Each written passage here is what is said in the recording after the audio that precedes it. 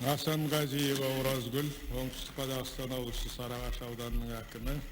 Әкімнің әрбір ұсынысын, шешімін, өкім, аудан депутаттары мен оның төрағасы тікелей қолдап, қуаттап, қиын кезде халықтың мүддесі үшін бірге жұмыс істедік. Өйткені біздің аудандық кеңестің төрағасы Жолдас Садықов Бақтияр парасатты, терең ойлы, өзінің мүддесінен халқының мүддесін қиын кезде биікке қоятын азамат. Сондықтан да мен ойлаймын, пендешіліктен жолдастар биік тұрып, қиын кезде халық үшін жұмыс істеуіміз керек деп. Осы үлкен мінберден сөз сөйлейсің дегеннен кейін Бақтияр Садықұлы екеуміз барлық нәрсені жүзеге асырып жатқан ауылдық қалалық поселкелік кеңестің төрағаларын жинап алып, президент шақырып жатыр екен, бізбен ақылдасады екен, қалай мынау сіздер ғой тікелей жүзеге асыратын деп әр деңгейде депутаттарды жинадық. Бәкеңнің кабинетінде сол ортақ ойды ортаға салғым келіп отыр. Ең бірінші өтініші, мынау қазіргі ояну кезінде, жаңару кезінде, жаңғыру кезінде кез келген мәжілістерде кеңестердің атына айтылған сын, кеңес деген сөзді бізді құтқарса екен деді. Бұны айтқан ауылдық кеңестің депутаты, ауылдық кеңестің төрағасы юрист Жолдас Үмбетов Жаппар. Кеңес деген сөзді біз әр уақытта оның атына сын айтылғанда өзімізді қоярға жер таппай отырамыз деді. Екінші бір ол жолдастардың айтқаны, тұрақты жұмыс істейтін, кәсіби, бір палаталы, саны ықшам бізге кеңес керек деді. Өйткені бізге жергілікті жерде заңдарды орындағанда, заңдардың өмірге сәйкес еместігінен көптеген қорлықтар көреміз. Сондықтан, егер жан-жағы жұп-жұмыр, біздің жоғарғы кеңес, оның атын не деп қояды, палата деген, парламент деген дұрыс шығар, заңгерлерден, қаржы қызметкерлерінен, экономистерден тұратын болса, олар жақсы заң шығарса, онда президенттік билік ең төменге шейін бару керек та, атқарушы билік күшею керек деді. Онда ешқандай да жергілікті облыс, аудан, қала, селода советтің өкілінің қажеті жоқ деген әңгіме айтылды. Біздің ауданда, мен екінші жағынан түсіндірейін, бүгінгі таңға дейін Садықов Жолдас екеуміздің басшылығыменен осы өзін-өзі басқару туралы заңның 8-ші бөлім 67-73 баптарына сәйкес ел ағалары сайланған. Ел ағалары ешкімнің алдында тәуелді емес. Сол өздің елдің әр ауылдың сайлап атқан ел ағасы. Біз қазақ халқы өзінің психологиясында уәжге тұрған, сөзге тұрған, ақсақалдарын санаған адамбыз.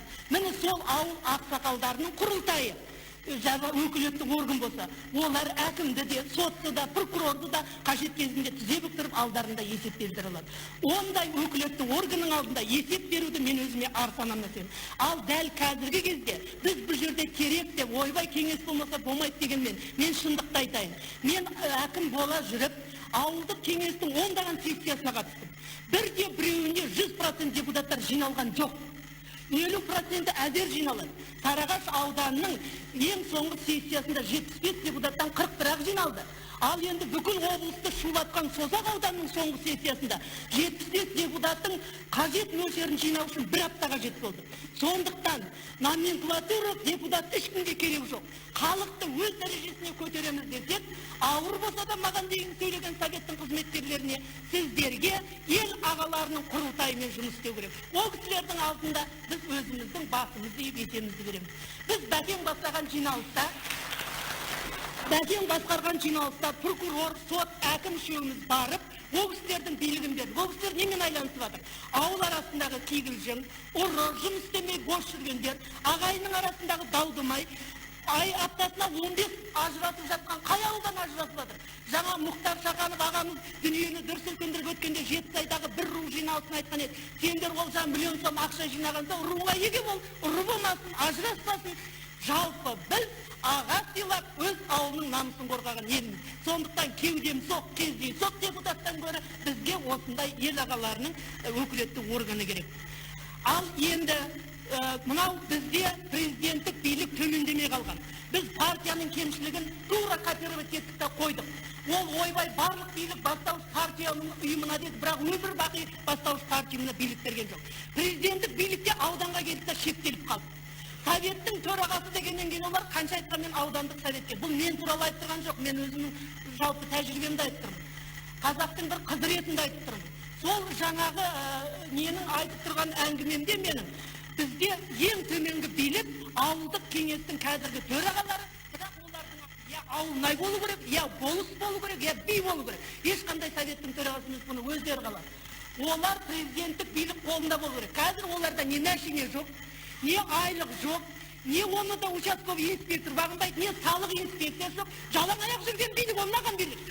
Ал егер жергілікті жерде ел ағалармен олар ауылды гүлдендіріп атса, мен өзімнің барлық билігімнің тең жартысын ешқандай қиналмастан берген болар.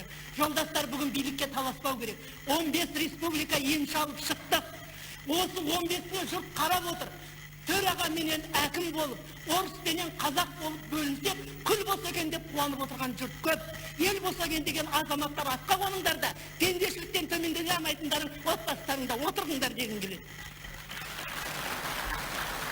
Екінші бір жағы, біздің барған заңды шығарғаннан кейін жергілікті жерде жергілікті салықты белгілеу керек. Осы өткенде 17 салықтың 10-ын белгілегенде 2 сағат айқайлады.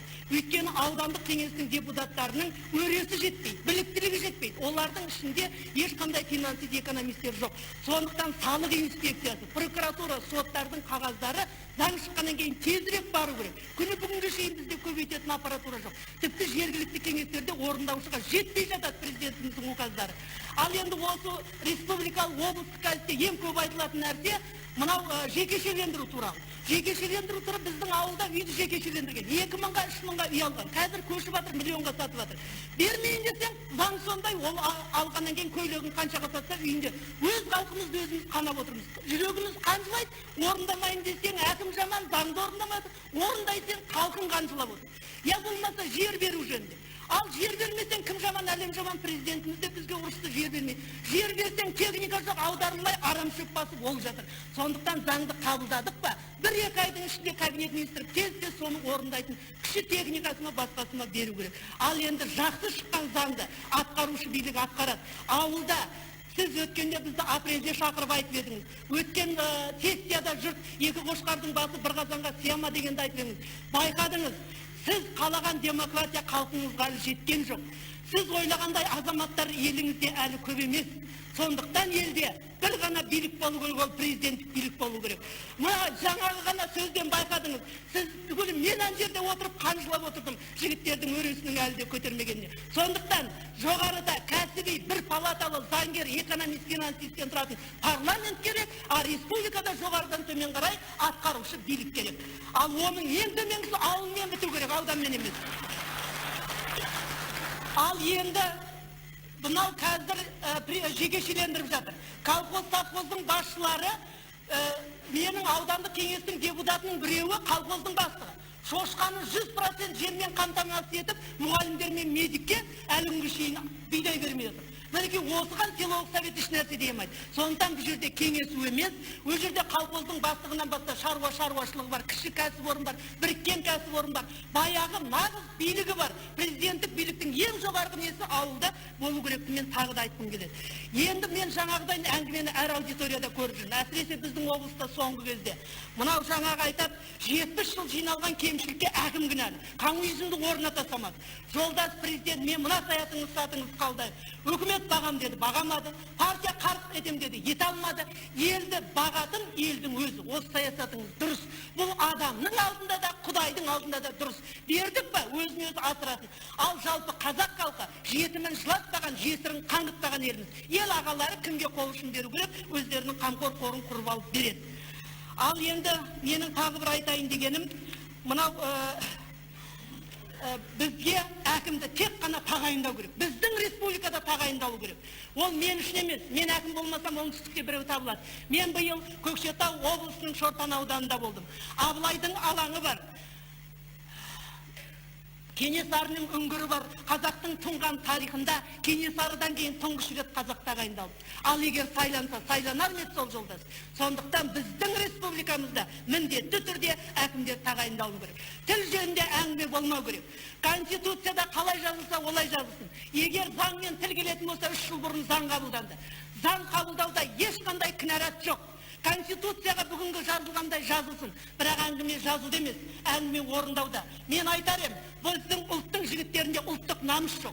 Мен заң қабылданғаннан кейін 3 жылдан кейін әкім болып бардым. 3 жылға шейін 100% қазақ істейді. Басшысы қазақ, әкім қазақ, маған орысша хат жазады. А бұл жерде қандай заң, қандай конституция қорғай алады? Ешқандай қағазға қарамай жігіттер, намысымызды оятайық дағы. Сол мекеменің басшыларына айттым, егер қазақ тілінде жаза алмасаң, онда айналайын сен оқы. А өзі сөйлейді алады, жазалады. Бірақ ешқандай ынта жоқ, жігер жоқ, ұлттық намыс жоқ. Сондықтан ол конституциядағы қазақстандықтар қалайтындай болып жазылсын, ал бірақ мынау жаңағы қазақтардың намысы ояну керек. Сөз соңында айтарым, Серікболсын Әбділдаұлы аға, парламент, референдум, тағы басқа деп созбай, ел болған соң елдің заңы болу керек. Алдағы сессияда осы заңды бізге тезірек бекітіп беріңіз. Оны өлімнен басқаның ертесі жақсы дейді халық даналығы. Ақыр бекітілетін болғаннан кейін осы сессияда, осы қалпында бекіту керек деп есептеймін. Қазір